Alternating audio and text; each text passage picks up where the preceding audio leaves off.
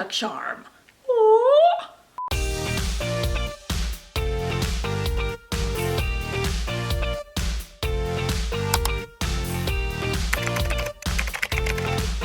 Hey everyone, it's Olivia and welcome back to my channel. If you're new here, welcome. Thanks so much for stopping by. As I mentioned, my name is Olivia. I'm 26 years old and I was diagnosed with autism 2.5 years ago when I was 24, and now I try to make videos bringing awareness and educating people about what females and adults like me look like on the autism spectrum. In this week's video, I thought I would do another episode of the While Unknowingly Autistic series. They seem to be super popular. I've done 2 so far. I've done working a 9 to 5 while unknowingly autistic and going to school while unknowingly autistic. I'll link both of those videos down below if you want to check them out. And today I thought I would do growing up while unknowingly autistic. So as I mentioned off the top of the video, I was diagnosed with ASD when I was 24. However, I didn't just become autistic at 24. I was autistic out of the womb and I showed signs of it out of the womb. Yet all of these signs were missed or brushed off as something else until I was 24 years old. Looking back on it, I had so many traits of autism growing up, and I've done a video actually on my top 10 childhood autistic traits, which I'll link up above if you want to check out like the specifics of that. But those were always brushed off as, you know, as I said, like, oh, she's just shy, she's just quirky, she's just special. You know, my grandpa on my dad's side used to always say that I was marching to the beat of my own drum because I was just unlike anybody else. I never fit in with kids my own age. I would always hang out with the adults. I grew up in a really big extended family. I have 16 cousins and like 14 aunts and uncles. And when we were growing up, you know, all the cousins would be playing together and I would always be hanging out with my aunts and uncles. That's who I preferred to be with. And still to this day, I mean, obviously I'm an adult now, but I still prefer to hang out with people that, you know, are my parents' age rather than people that are my own age. And if I did hang out with people that were kids, you know, my own age when I was a kid, it would usually be males. And both of these things are definitely telltale signs of autism, especially in girls. Like many people, if not all people on the spectrum, I dealt and still do deal with a lot of sensory issues. And as I was mentioning, you know, I grew up in a really big family, and even as small as when I was, I believe, 2 years old, I would take my mom's finger and pull her out of the room when we would all be together at like my grandparents' house because it was just too noisy for me and I couldn't handle it. I have super sensitive hearing. I always have. I got my hearing checked as a child because I wasn't talking, which I'll get into later. And so, you know, they wanted to make sure I could hear, and I guess the doctor performing the test said it was the best hearing she had ever, you know, witnessed in all her years of practicing. Because I had such sensitive hearing, I would often avoid, you know, going out to birthday parties, to gatherings, you know, whatever it may have been, going to noisy movies, you know, concerts. I've literally never been to a concert, but just anything that had a lot of noise because it would overwhelm me and could cause me to have meltdowns. But it was just chalked up to, oh, well, she's just shy and she doesn't want to go to these things, which, you know, like in a way, yes, I was shy, but it was because I was dealing with unknown autism, and a lot of it stemmed from I just couldn't handle the noise. You know, something that I wish I had growing up to combat these issues are earplugs. Thankfully, I have earplugs today. A lot of you have asked me what kind of earplugs I use, and I think I finally found my favorite, and those are loops, which you may have heard of. They're really popular, they're really awesome, and they're basically super cute, fashionable, noise reducing earplugs. It's an awesome Belgian-based brand, and they have 2 different kinds actually that you can purchase. There's the quiet and the experience kinds. The quiet kind, it reduces the noise by 27 decibels, and so these, you know, they recommend using for sleep. And then the experience ones reduces the noise by 18 decibels, and they recommend these for like going out and about or going to concerts or movies. I use these when I go to the movies. I used them when I went on vacation last month to Disney World. There was actually actually a concert going on in Epcot that I was able to go sit and rest because it was so hot in the shade and listen to because I had my loops in. So if you also deal with sensitivity to loud noises, I highly recommend them because one, they do their job, and two, they honestly are cute. I think they're cute and they look like jewelry, so nobody will know you have them in case you're self-conscious about wearing earplugs, which as you probably know, I'm not, because I don't give a crap what anybody thinks, but they're still very cute and I highly recommend. Other sensitivity issues I had were with food, with texture and taste. I was a super picky eater, and well, I shouldn't even say I was, because I still am a super picky eater, but I've gotten a lot better. But you know, as a kid, I said this in my very first video that I'll link up above too if you want to watch, about as a kid, my mom would give me baby food with like chunks of vegetables and chunks of chicken in it, and I would eat all the veggies, put the chicken in my mouth, suck out the flavor, and then put the little cube of chicken on my high chair and go on with my day. Usually when I don't eat something, it's because of a textural issue, but it was again kind of just chalked up to, oh, well, she's just picky. And it's like, yes, I am picky, but it's not just like for the fun of it. I'm picky because my body can't handle certain textures or tastes, and it can overwhelm me. My smell is probably my most debilitating sensory issue. It always has been. I have such a strong sense of smell, and it can be cool in some ways, but awful in other ways. And you know, I mentioned in that same video about the picky eating, that when my family and I would travel to Italy for my dad's work, if the rental car smelled like smoke, I would make them go get me another one. And I have had so many just stupid comments about that. You know, people have said I'm so spoiled and entitled and bratty and privileged and whatever.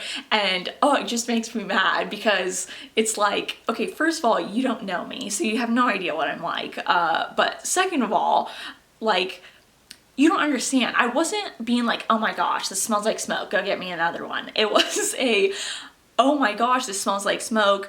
If we don't go get another one, I'm gonna have excruciating headaches and become increasingly anxious and overwhelmed until I'm having meltdowns. And I do not choose to do that. I'm not having a temper tantrum because, gosh dang it, I didn't get a car that doesn't smell like smoke. I'm having meltdowns, which are uncontrollable. It's like, I wouldn't pick to have this happen to me. Like, if I could pick, I wouldn't pick to get excruciating headaches to the point of becoming very overwhelmed and then bawling my eyes out. Like, I would not pick that.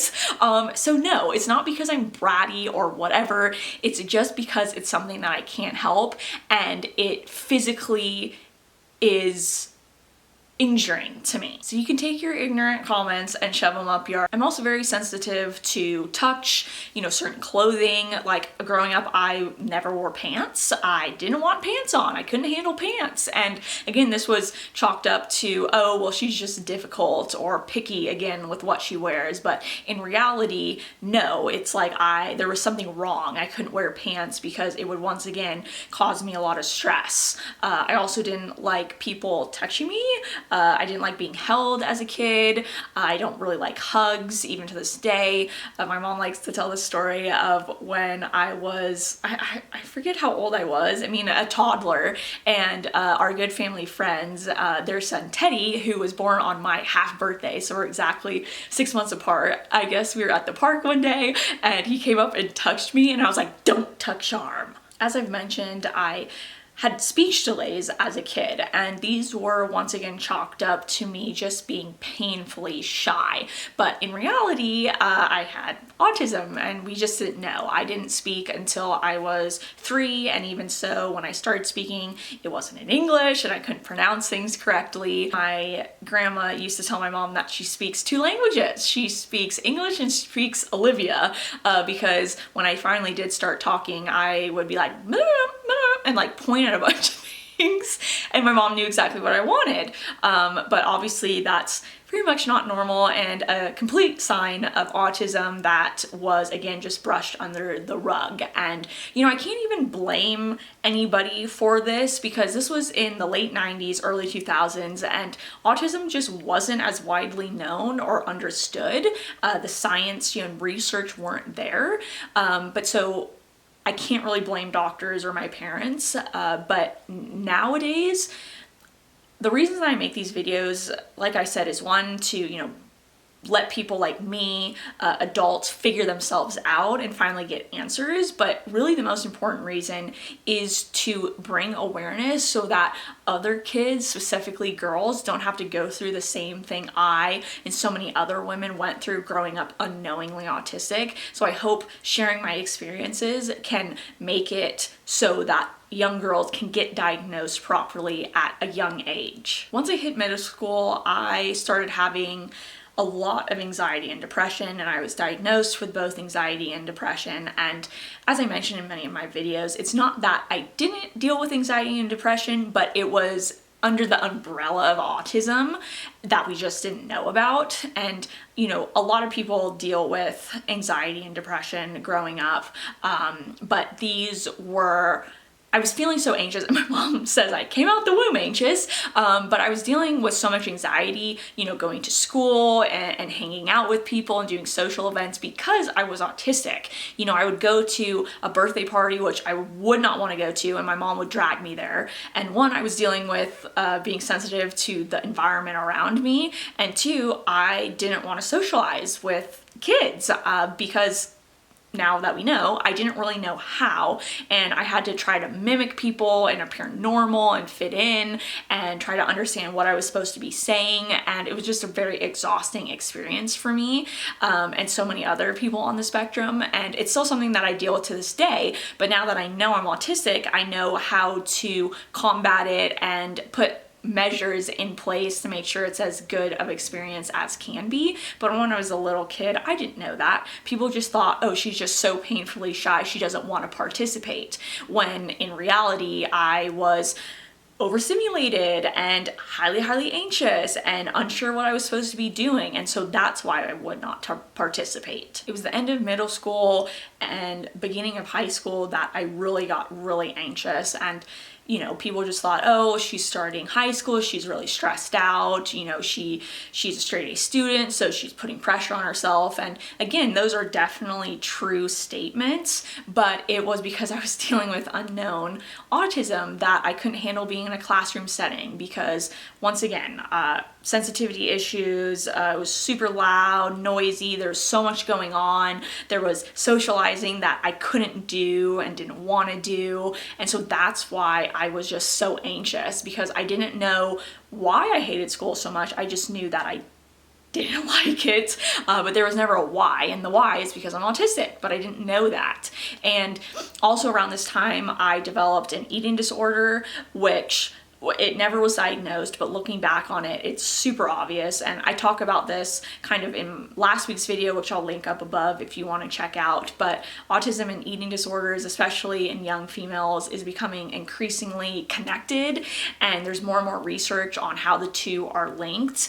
And this once again happened to me, and it was chalked up to like, oh, well, she's just, you know, really wants to get in shape because she's an athlete, or she's going into high school and she wants to look cute and pretty like for boys and to fit in or whatever. But in reality, it was so much worse than that, and it really had nothing to do with either of those things. Because I didn't like to participate in group activities, I always liked to be by myself, and I always liked to play by myself. You know, I had so many horses, Breyer horses, growing up, because that was one of my special interests, which again was just thought to be like, oh, wow, she really likes horses. But no, I was like, really liked horses, like too much. It was so intense of an interest that now is very obvious as a special interest, but it was just chalked up to like, oh, well, she's just like the shy horse weird girl, when in reality, that's not what it was. But anyways, I would, you know, set up these magnificent displays of my horses, and I could just play by myself for hours and hours on end. And and that's what I loved doing. I didn't like playing with other kids, and that was once again, you know, chalked up to she's just shy, she just has a big imagination, and I definitely do have a big imagination, that's for sure, but it was more because I just liked being by myself and I was independent and could entertain myself, and I didn't want to be playing with kids and having to socialize and having to deal with loudness and whatever. I just preferred to be in my own little world, playing and acting out these scenes in my head. And you know, another thing is I didn't like when other people would play with my horses. I am very not good with sharing, and I'm pretty bossy, which are, once again, looking back at it, really, you know, obvious signs of autism. Growing up, I couldn't make decisions, and I think I've also mentioned this in another video, but if I did not pick out what clothes, and not even just what clothes, but it was like what hairdo, what socks, what shoes, what accessories, whatever it was, the night before, I would wake up in the morning, and if I had to try to pick, I would just have meltdowns. I cannot make a decision to save my life. To this day, I can't. You know, if my fiance Alex is like, hey, like, what do you want to watch for a movie tonight? You know, and I'm just like, even if he narrows it down and gives me two options, I can't decide. And this goes kind of towards, you know, executive dysfunction, and autistic people are so bad with that. And again, it was a total telltale sign of autism that just was overlooked. Obviously, as I've kind of already mentioned, I had a lot of temper tantrums growing up that were not, in fact, temper tantrums. They're meltdowns, and there's nothing I could do about them. And, you know, people are like, oh, again, in certain videos, oh, you're just being bratty and you're just spoiled. And it's like, no, I'm not. I can't help this. I would not choose to have a meltdown and start bawling uncontrollably over something like this. Trust me, if I could help it, that would be incredible, and then I wouldn't be autistic, but I am, and I can't help it. And it's just my physical response to something, you know? I'm not doing it to get my way or because I'm pissed off at something. I'm doing it because I cannot help it physically, and if you think otherwise, then you're just ignorant and uneducated. But autistic people cannot help when we have meltdowns, and growing up I often had temper tantrums, and you know, people would just be like, oh, she's bratty, or oh, you know, to my parents, you need to reprimand her more. And it's like, I was reprimanded harshly. I grew up in a strict household and we had harsh reprimands, so trust me, it was not that, okay? And it didn't help being strict when I'd be having meltdowns. It didn't help because I wasn't having a temper tantrum, so you can't parent it like a temper tantrum. I would have these temper tantrums when scheduling would change, which again is another telltale sign of autism, being you know, very unable to change and being very inflexible. And this was definitely me. My mom's cousin, who was much younger than her, used to come out every summer when my sister and I were you know, before we were in school, and she told my mom one time, she's like, you know, Olivia is super inflexible. And my mom was like, yeah, you're right, because if we had a plan in place and something would change or differ from what that plan was, I could have a temper tantrum. And this was, again, nothing I could control. I didn't want to be doing this. I had no control over it. I wish I could have gone with the flow like my sister could, but it's just something that my brain could not handle and could not do. To this day, when things don't go exactly as planned, that causes me a lot of anxiety, and at least I'm old enough and I have the knowledge on how to prevent myself from having a meltdown, but it's still extremely uncomfortable and hard for me. Just an example of present day, just this past weekend, we went out to brunch at my favorite brunch place with my family, and they said they had everything on the menu except one item, and I was like, gosh, it's freaking probably gonna be my item. I have the worst luck, and sure enough, it was. And I had to kind of like calm myself, and I had a little internal meltdown because, oh my gosh, they didn't have my item that, one, I was really looking forward to, but two, like, I don't know if I like anything else on the menu, and that just is so not okay with my brain. It's not what it was expecting. This is a huge change. I've literally never eaten anything else from that restaurant. And so that's the perfect example of something silly that, you know, a regular person, a neurotypical person would just be like, oh, well, that sucks, but here, I'll get that. But as an autistic person, it's kind of like world-ending scenario that they don't have your one food item that you like. And that similar type of situation would happen when I was a child too, where, you know, the restaurant was out of something and that could cause me to have a meltdown or something. And again, it's not because I wanted to, it was not because I was like, I want pasta or whatever, and I want my way and blah, blah, blah.